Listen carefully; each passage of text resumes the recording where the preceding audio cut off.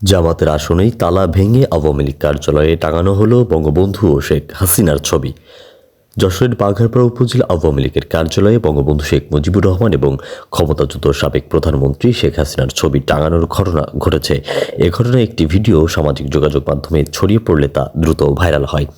শুক্রবার তারাবির নামাজ চলাকালীন সময়ে এ ঘটনা ঘটে বলে জানা গেছে। ভাইরাল ভিডিওতে দেখা যায় হেলমেট ও মুখোশধারী একদল ব্যক্তি তালা ভেঙে কার্যালয়ের ভেতর প্রবেশ করেন। এ সময় তারা দেয়ালে বঙ্গবন্ধু শেখ মুজিবুর রহমান ও শেখ হাসিনার ছবি টাঙিয়ে জয় বাংলা স্লোগান দেন এবং সাবেক প্রধানমন্ত্রী শেখ হাসিনার ফিরে আসার দাবিতেও স্লোগান তোলেন। 2024 সালের 5 আগস্টের পর বাংলাদেশে আওয়ামী লীগ কার্যালয়ে প্রকাশ্যে কোনো সাংগঠনিক কার্যক্রম দেখা যায়নি। দীর্ঘ প্রায় 30 মাস পর হঠাৎ তালা ভেঙে ভেতরে প্রবেশ করে ছবি টাঙানোর ঘটনাকে ঘিরে এলাকায় নতুন করে আলোচনা সৃষ্টি হয়েছে। উল্লেখ্য, ত্রয়োদশ জাতীয় সংসদ নির্বাচনে যশোর 4 বাঘারপাড়া বসুন্ধিয়া অভয়নগর আসন থেকে বাংলাদেশ জামাতে ইসলামী সমর্থিত দাঁড়িপাল্লা প্রতীকের প্রার্থী অধ্যাপক গোলাম রসুল সংসদ সদস্য হিসাবে এই আসনে নির্বাচিত হন। এ বিষয়ে জানতে চাইলে বাঘারপাড়া থানার ভারপ্রাপ্ত কর্মকর্তা ওসি মাহমুদুল হাসানের সঙ্গে তাৎক্ষণিক যোগাযোগ করা সম্ভব হয়নি।